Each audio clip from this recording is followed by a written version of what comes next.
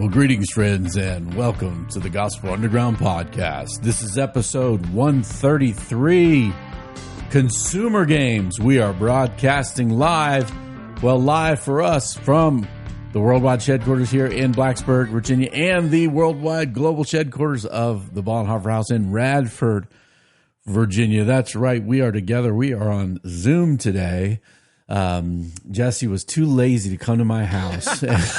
I'm just kidding, man. I know I shouldn't have said that, but that's funny. Jesse's got down to I got a broken car. He's got a broken car and serving his family, and I'm grateful for that. So we got to talk about a little consumer game before we started, trying to figure out car situations and family situations. Jesse is a responsible man for his family. But Jesse, good to see you. You have your house sweater on. Oh, I have a Tar Heel wrestling shirt on. This is probably bad. THWC. I probably, if my guys see this for the Hokies, I'm gonna get some grief, man. Let's zoom in the video. Yeah, pull that shirt down. There we go. Now, you guys, if you're of the tens of people who watch the video, you will now just see a blue shirt. Well, Jesse, I'm looking at the video right now, and I am trying to figure out why my beard looks so white. Because you're old. Is that a filter? It's called being over 40 and old. Jesse, I will be turning 50 very soon. That can't be. Yeah, it can't be. Half a century old. There's all these ages that you pass that you're like, wow, when I was young, I thought that was an old person.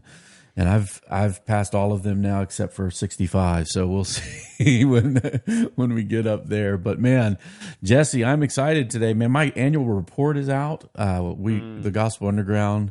Thank you guys for all of you out there who listen, who also support the work and ministry of the GU.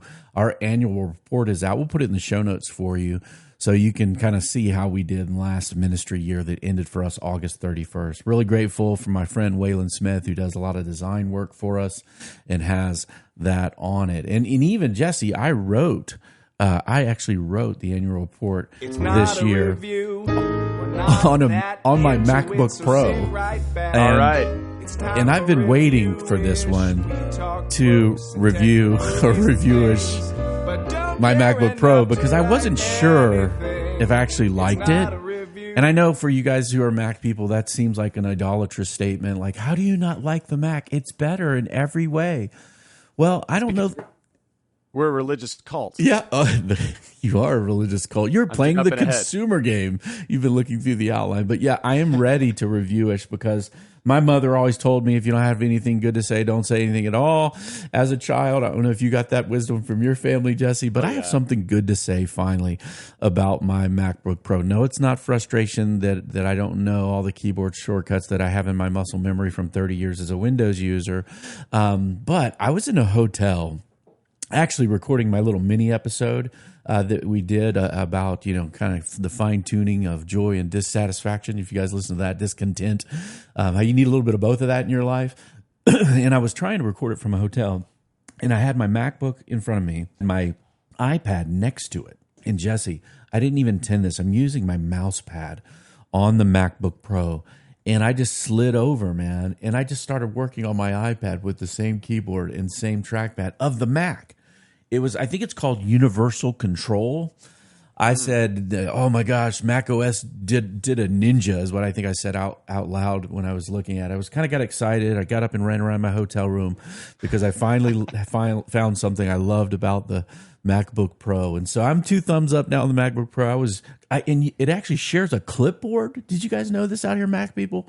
I could copy and paste on my iPad then come over to the Mac and paste it in right on the other system, which these are two different von Neumann architectured computer systems, right? And they're sharing this thing software-wise, which I think is pretty amazing. I wanted to look into the software stack and how they're doing that. But that's too nerdy today, Jesse, because we're talking about the consumer game, which is part of our Sacred Game series. If you guys have been tracking with us, we've been looking at this phrase, what sacred games will we have to create? What festivals of atonement will we invent for ourselves? This obviously was from Friedrich Nietzsche, who was contemplating if we leave God behind, so to speak, as a civilization, the most centralizing, unifying theme in Western civilization.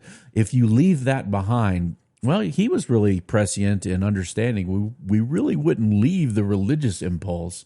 We would create new sacred games. And we're far downstream from his time in the late 19th century, Jesse. And so we've looked at some of the games we are creating now, real time, that even we're part of, right, in our cultural moment.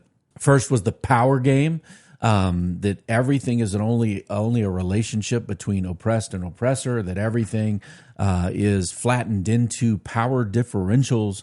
And when we play that game, we just use the term, we play the Game of Thrones, everybody can lose. And it flattened out the possibility of mutually beneficial relationships, or even seeing things as love and service rather than oppressed and oppressor. Then we looked at connection games, that human beings actually need tribes, so people tribe up. But there's kind of been a balkanization of our country fueled by social media, where the tribes are going to war, and that our culture has broken so many essential connections and bonds that now people are wandering about looking for new tribes. And some of these tribes seem to be only wanting to war with one another. But the connection game is important because we need tribes, we need families, we need communities, we need places of love and support. You may see it called I have a good support system, which centers the individual, and everybody else is kind of like providing something to it. But rather the importance of communities and tribing up. Now, the connection game is actually connected to what we're talking about today, the consumer game. And we're going to look at the consumer game today in two ways.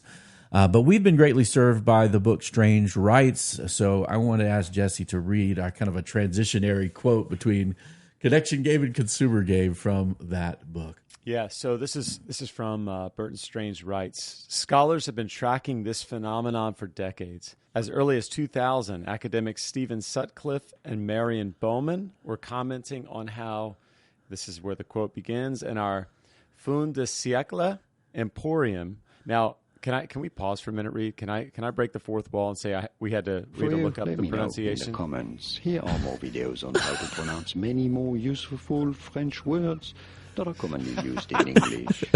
I don't know that dude would be proud of my pronunciation, but here we go, guys.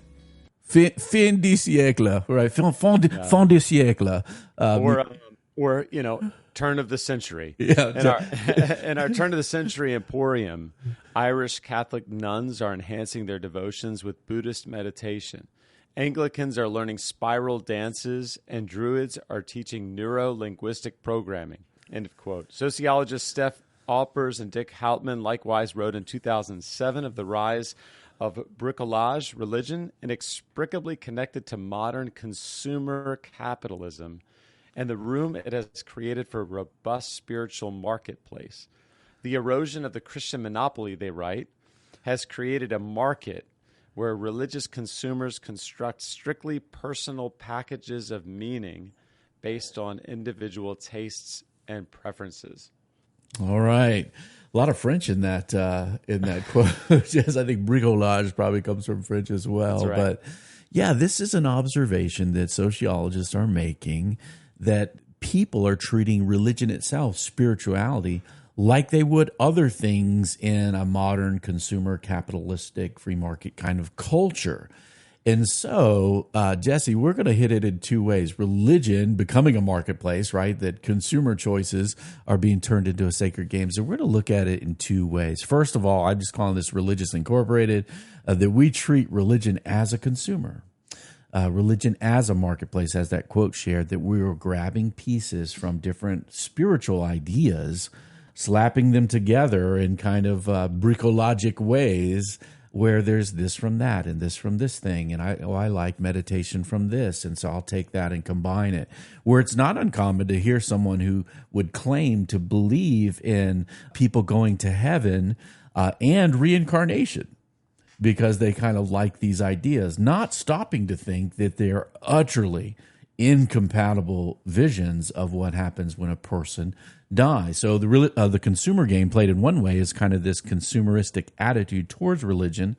And then one where I just might want to meddle a little bit, Jesse. The second way the consumer game is being played in our culture is making ourselves a religious devotee of our consumption or our production or our brand identification and possession. So we're going to look at both of those today, how people are looking at religion as a consumer, and then how we take our consumerism and maybe turn it into a cult.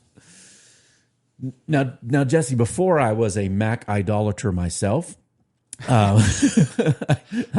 new initiation rites, I used to make fun of all my Macintosh friends because I thought that people treated Apple as some devotee to some religion, with Steve Jobs as the high priest. And I found, though, that this is actually embraced by Mac people, because one of the most popular Mac blogs is called Cult of Mac. So this idea of people being taking their brandedness or their consumer stuff as a kind of religion is kind of happening. So luxury, right, sells tribalism. There's a sense of belonging. My son, every time he sees a Tesla, I don't know why, he just started saying, "Ooh, Dad, a Tesla. They must be better than us." There's a certain, maybe, "Ooh, they're the Tesla people." Or traveler programs. Like, I know for me, I was going to the M Club at the Marriott at our conference we were at recently, and I was feeling like, yeah, I'm kind of people who do this, and I get to get the free breakfast and all this kind of stuff. And I actually bought a wallet, which is one of my favorite wallets, Jesse. I'll show it to you sometime. It's new, from a company called the King's Loot. Right? It's like, ooh, I have loot from the king. But I got this shocking email that I shared with you that I want to ask you to read for us, because of the way it spoke about buying something, right? Yeah. So this is you got this email. It's Joshua here from King's Loot, and then there's this picture of him and his family with a couple little kids. Looks like a Christmas card type picture, right? It does look like a Christmas card. My man Joshua. Yeah, from Joshua. And the first line is, "I founded this baby back in 2019." Which, when I first read it, I thought he meant his own baby. I was looking at the picture. I was like, I never thought about saying I founded one of my children, but I kind of like it. But okay, I founded this baby. But I think he's talking about the wallet. Yeah, the company. Yeah. I figured that out. Yeah. I just got informed you joined us. So I wanted to say, hey, I don't know what your dreams are, but I wish you the best with them, and I hope my story can help inspire you to chase them. I started by literally crafting a wallet myself using a sewing machine, some leather, and the help of YouTube tutorials. Then things ramped up as folks started to order my wallets. 9 months later, we hit the market properly, and we never looked back. We are global. We are the best in our industry, and we're proud to serve you. We're super grateful that you're with us, and I want you to know you're joining an amazing community. What are your thoughts, man? When I got that, it was like, oh, wow, that's interesting. I thought I was just buying a wallet. Yeah, I thought I was buying a wallet. But I felt like I need to get baptized or something, and I'm joining a community. Am I in this cult now? Is his baby my baby? I don't know what's happening, right? It's like, it's funny, obviously, and this is probably being taught in business schools and places that, like, if you get somebody to feel like they have this amazing brand devotion, that they're part of a community, they're not just buying a widget from you. We're the best. We're global. This is a family. This is my story. Our dreams are being fulfilled together, Jesse. I just like, wow. That is usually religious kinds of stuff, right?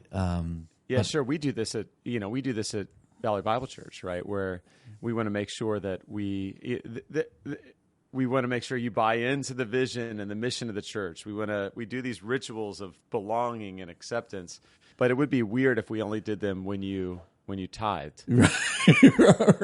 When you gave some money. When you gave some money, yeah. Now you're really on the inside. Welcome to the real community. Scientology is really good at that, apparently. You pay big bucks, you go up the ladder of, levels of operating Thetans. So when you're like really important in the community, it's because you gave a whole lot of money. But anyway, this is fascinating. And the reality, we're playing the religion or the consumer game in two ways, Jesse, because they're related, right? When you are a consumer, you start to look at things that have historically, at least in the earth, been transcendent, holy, even a little bit otherworldly, right? But if you start looking at those things as a centered individual, everything's about me and what I want and what I consume, you can start using these consumer impulses that our culture, we're trained on them, right? We see advertisements on every level. We see them unwanted in our text messages or our phone calls to our phones that we didn't ask for. I'm on the don't call list, but they still call. You see them on websites. You see them curated on like things like Instagram, where you want to buy everything they put before you because it's everything you love, right? They know that, right? So I want to buy that barbecue cleaning thing, and we were bombarded watching television. You can get a new ad-driven Netflix for a little cheaper now. Disney Plus is going to do the same.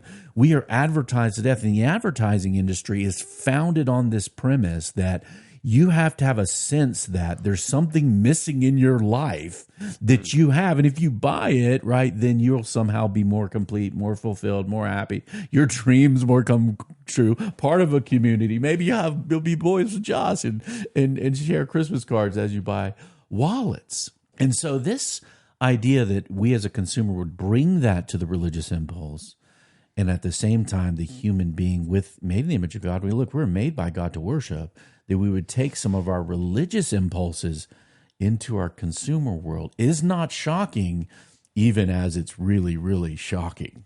Yeah, that's right. You know, when I think about, I'm glad we're talking about this because, of course, I struggle with this, you know, personally, and I often think about. We do, yeah. You can go ahead and include me in that. Yeah, we do. Yeah. When we think through our own cultural blind spots, and I think about what are my grandkids going to be kind of surprised by. Now, you know, you never know how things are going to go. I don't know what it's going to be like in 100 years or 50 years. Be like Wall-E, right? Sitting on our little floating hover bed. But it does feel like we're going to be like, yeah, that's going to be the thing of like, you thought you needed all that stuff. Yeah. Yeah. You were willing to do so much and give so much, not just money, but sort of even lay down so many kind of morals and principles in order to get at the things that you got at. And yeah, we'll be floating around like the people in Wall-E that have forgotten how to walk and have no bone density robots. left. Yeah, there are these kind of Wall-E is one of the best Pixar movies in my view because it challenges so many things about our care for the earth and creation, but also our consumption. And really challenged it with a different vision, which I really, really appreciated. And another one, it's a little bit, probably not a good movie that I watched as a younger man. It's probably bad, actually, called Idiocracy, where a guy basically gets cryo-frozen forever, and he wakes up, and the president is a pro wrestler or reality TV, and they're watering their crops with Brondo, which is basically like Gatorade. Mountain Dew or Gatorade. Yeah, it's like Gatorade because it's better than water, right? Because the advertisement said Brondo, it's better than water. So the soil's all messed up, so it can't grow anything. And this guy who was kind of a dumb guy, I guess, in his day, woke up 500 years, I think, later, and he's the smartest guy on earth. But yeah, everybody's become stupefied by this kind of advertising consumer culture, and I think we should be aware of it because it does affect us. It's the air we breathe. You know, the reason why we like the things in our Instagram ads because we like things, right? And at the end of this, Jesse, I do want to revisit consumption as a whole because, like, it's really easy to say, like, well, then let's, renounce all possessions and not have, things. But I think we need to be challenged here to say, hey, this is a sacred game. It's affecting religious people in the way they're devoted to their religions, or maybe not devoted to them, maybe more devoted to self. And it's certainly a siren call into consumerism that can really affect your heart for God, right? And so, again, this is another quote from Strange Rights, and we'll probably be departing from her work after this episode, Jesse, but I wanted to give one more shout here. It says, but the contemporary rise of the internet, and in particular of the self-creating power of social media. So this idea is like, hey, I'm creating my identity, all the things I like and curate. The idea that our lives can and should be customized to our personal interests and wants and needs has bled into the way we construct our religious identities. As scholar and psychologist Phil Zuckerman, author of Living the Secular Life, told me, this is again the author, we want to curate our own Facebook page. Why wouldn't we want to curate our own funeral? Right? Come up with your own funeral death plans and make it, you're going to play this song and this thing, right? More and more people are hungry for spiritual identity today and surrounding community that precisely reflects their values, their moral and social institution, their lived experience, and their sense of self. So in other words, we're curating the spiritual world like, oh, maybe we can make our own kind of custom bespoke religion and then maybe try to create a crowd and a community around that. She continues, as we increasingly consume our religious information the way we do the rest of our media, curated like our Facebook feed, so too does our religious feed become increasingly bespoke. More and more of us, even amongst the religiously affiliated, are religious hybrids. Willing to incorporate non-Western or New Age spiritual traditions or sources of spiritual energy or regular meditative rituals within our spiritual diets. Concepts like mindfulness, a secularized version of principles associated with Zen Buddhism, have become ubiquitous in our workplaces and public schools, while the one-time meditation practice of yoga associated with both Hinduism and Buddhism has now become, hear this, Jesse, a $16 billion a year empire in the United States, as much associated with wellness culture and fitness as with spirituality proper. Now, Jesse, how does that hit you when you think about the idea of the reality of God, right? That God has being apart from us, and maybe has something to say about who God is, what ultimate reality is, maybe even how God might want to be worshipped. And yeah. Oh, go ahead. And then, now we're out here in these streets, like just making stuff up and cobbling things together however we want, quite literally, believing in contradictory beliefs and practices at the same time, simply to serve ourselves. Yeah, I think I was thinking about this morning because we're in our family devotionals. We're reading through Genesis. We were at the part where Joseph in his Technicolor dream coat. Yeah. And oh my gosh. We ended up doing this kind of study as a family on cloaks and clothes. 3,500 years ago. Yeah. And how for our kids they're growing up with more clothes, and they don't want all the clothes that we make them wear, right? I mean, the idea that they can't wear everything Grandma wants to buy them or something. Right.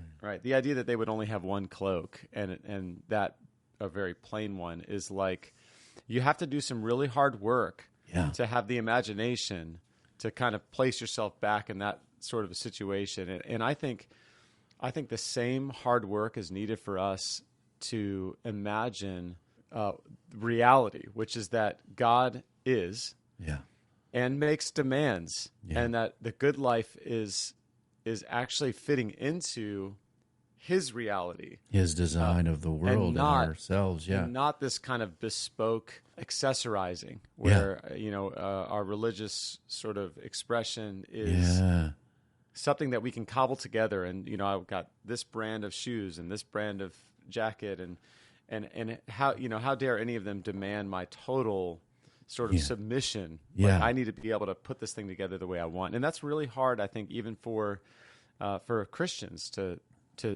break free. You almost have to sort of counter catechize yourself, or to reposition yourself under a God who makes demands who is, and so I just think that's really, really challenging. Yeah, absolutely. I think the old quote by Archbishop William Temple that worship is a submission of all that we are to God, right? Mm-hmm. And now today, and we teach this, right, to young people in schools, certain kinds of educational moves that have been made is like everything is about the individual. Like there's even these exercises my kids had to endure their nonsense in public school about values clarification, right? Like you find out what you value and what is good and true and moral to you, right? As if the whole universe will capitulate and align to your whims and desires or your preferences.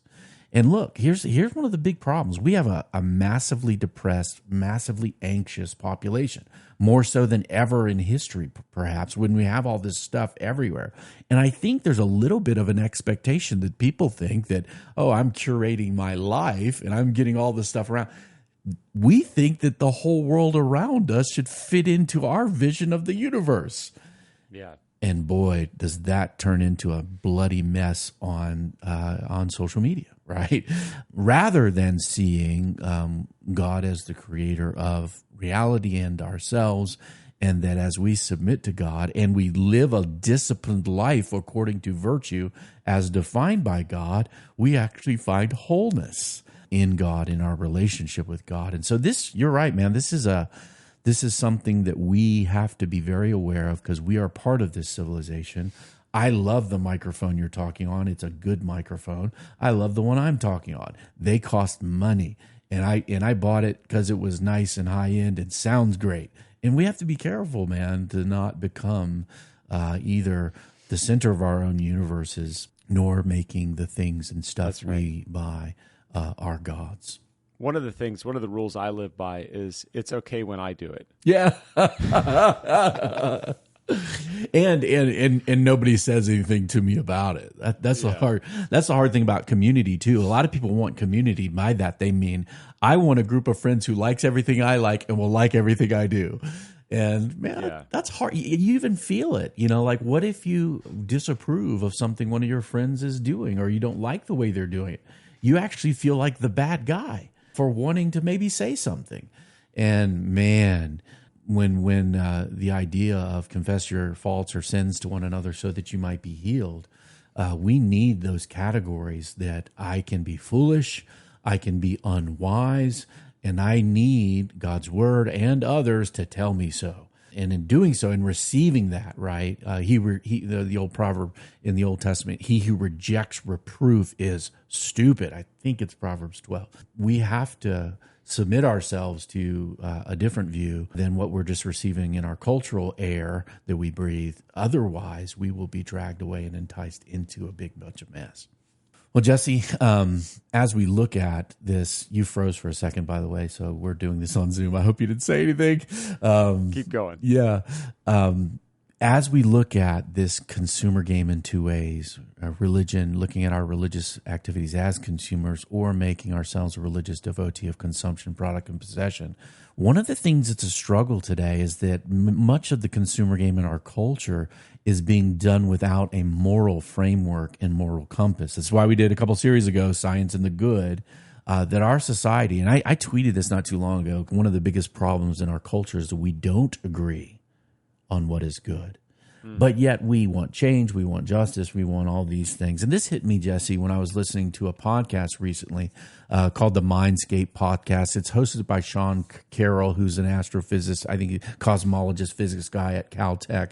And he was interviewing a guy on economic history. I think the guy's name was Brad DeLong.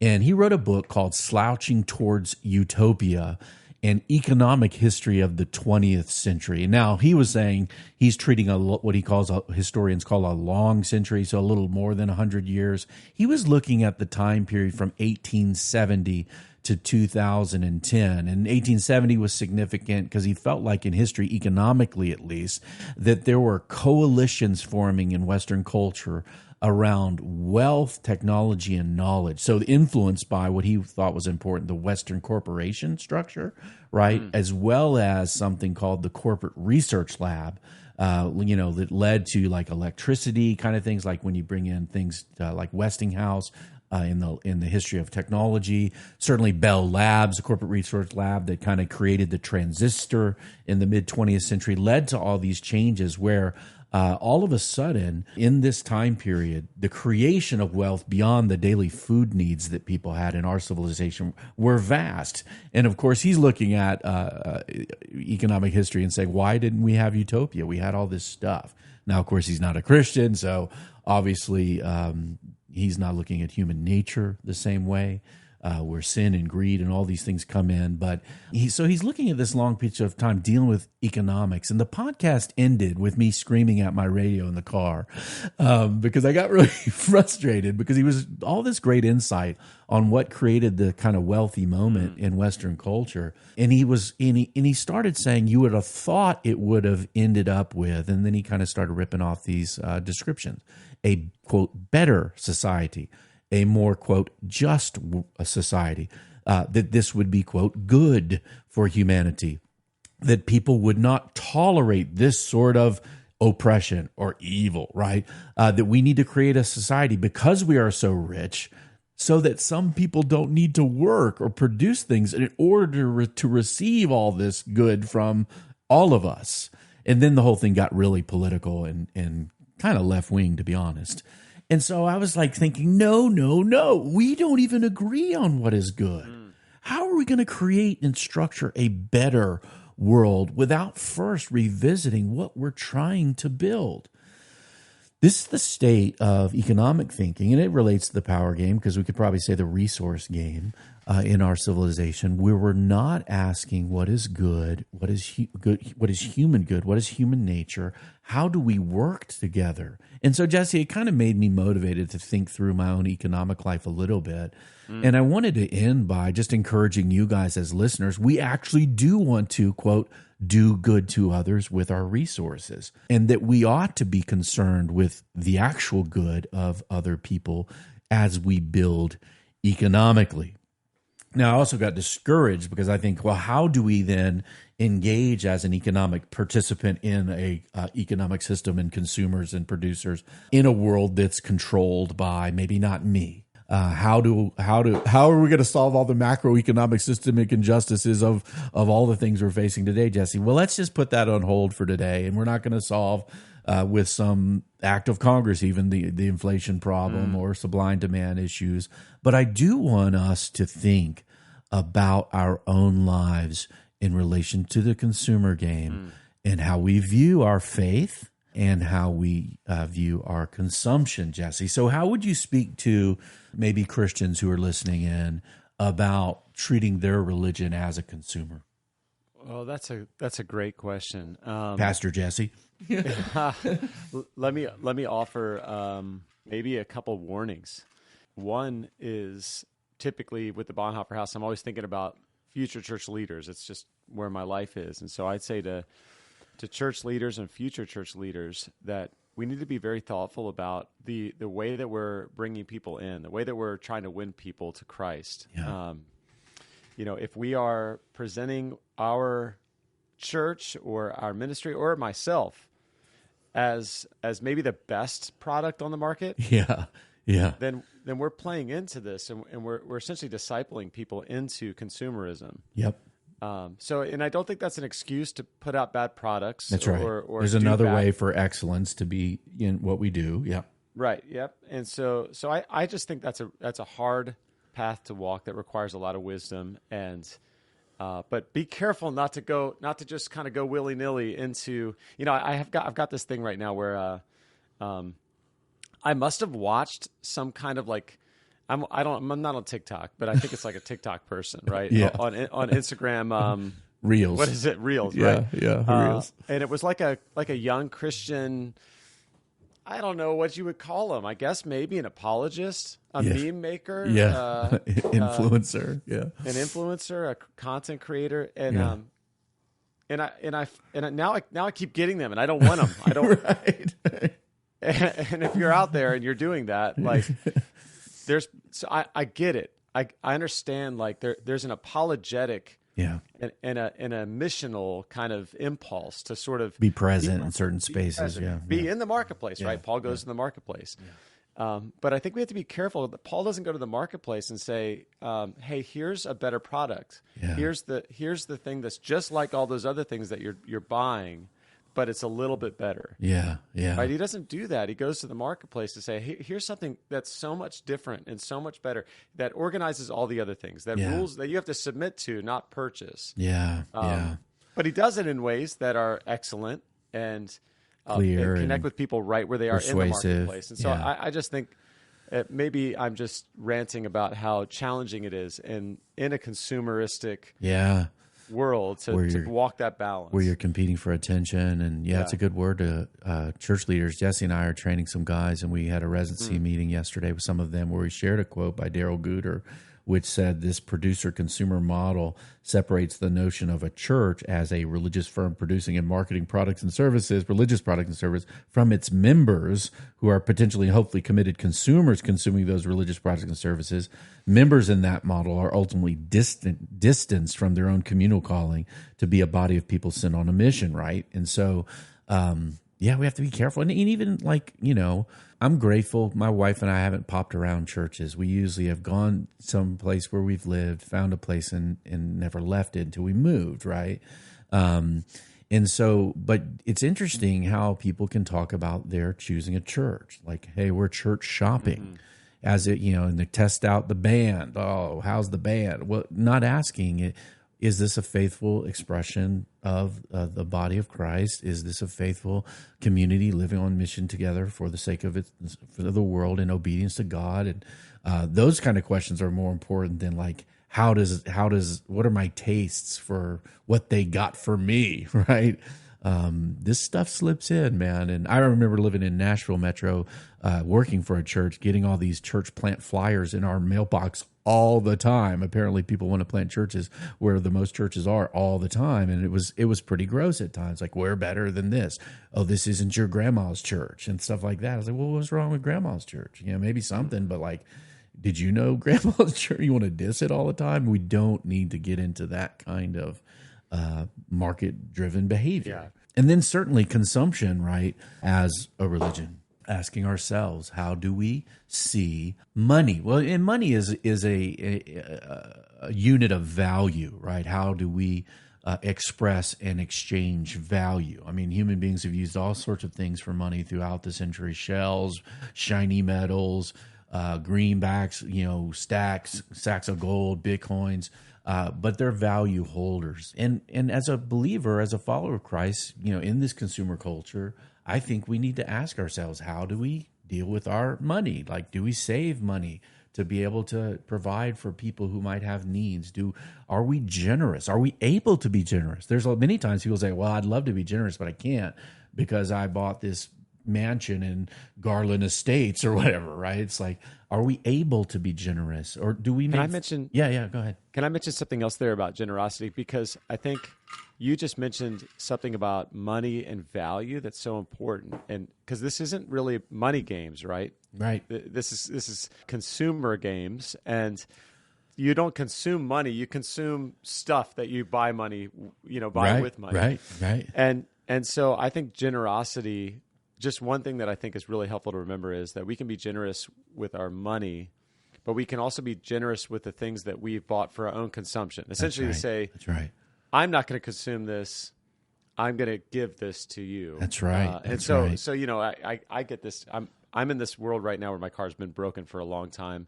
It's never ending broken, and I've got a few people that have been really generous with their cars to just say, hey, you need a car? Anytime, let me know. Yeah.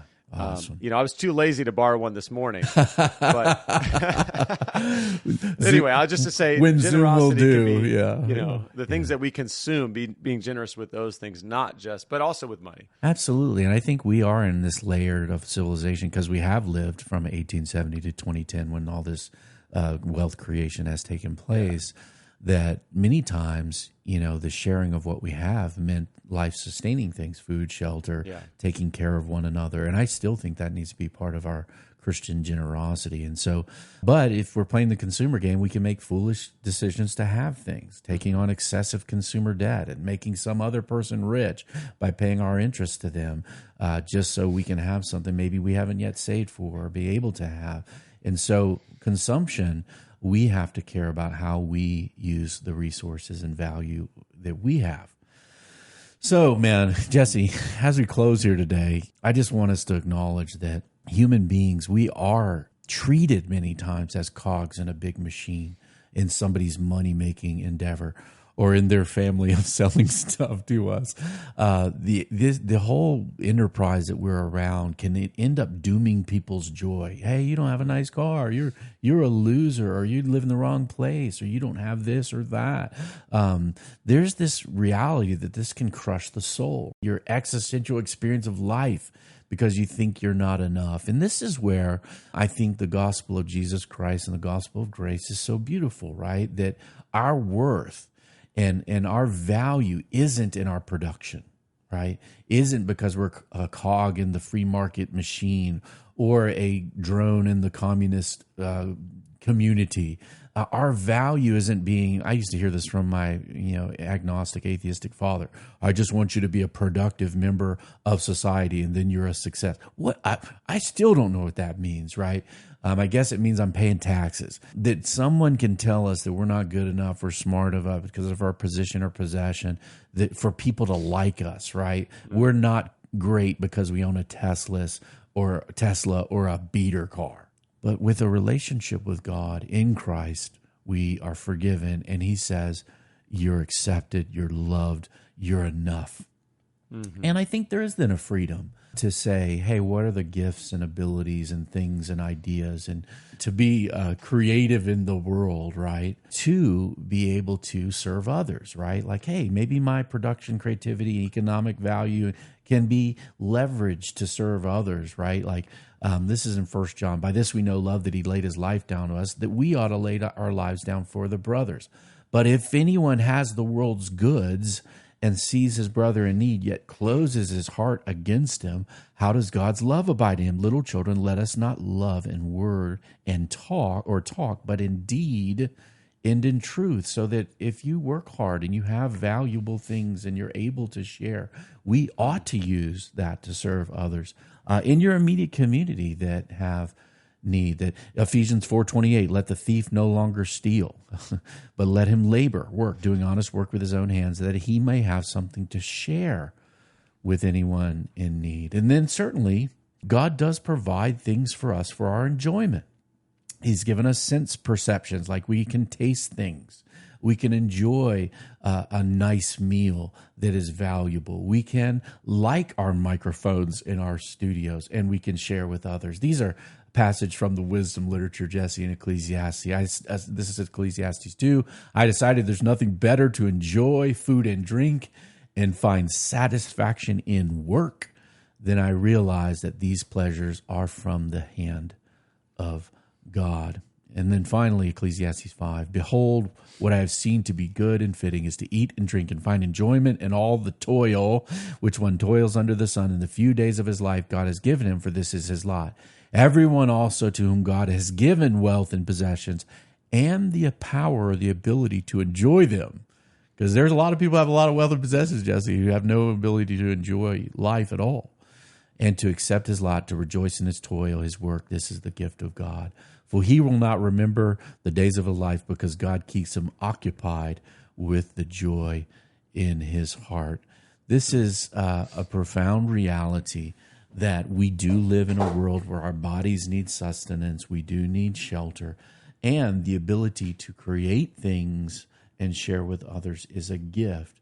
Jesse, I want to close by asking you to read a quote for us. This is a reflection on the Good Samaritan story that Jesus shared. Obviously, if you're familiar with the Bible, you may have heard the story. Maybe you've never read the Bible and aren't familiar with the story. But the Good Samaritan basically has a person who has economic injustice done to him. He's beaten up. People rob him, and he's left abandoned on the side of the road. And the super religious people don't help, but the one that you think shouldn't want to help actually does.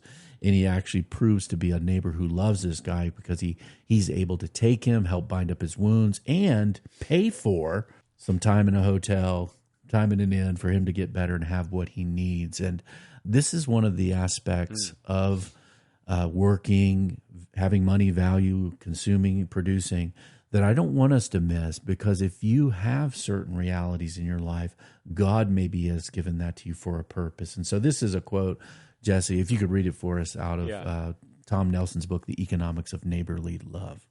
Nelson says, Kenneth Bailey notes that Jesus' parable is literally arranged into 7 scenes and argues that the first and final scenes present a clear economic contrast. Bailey writes, in scene 1, the robbers take all the man's possessions.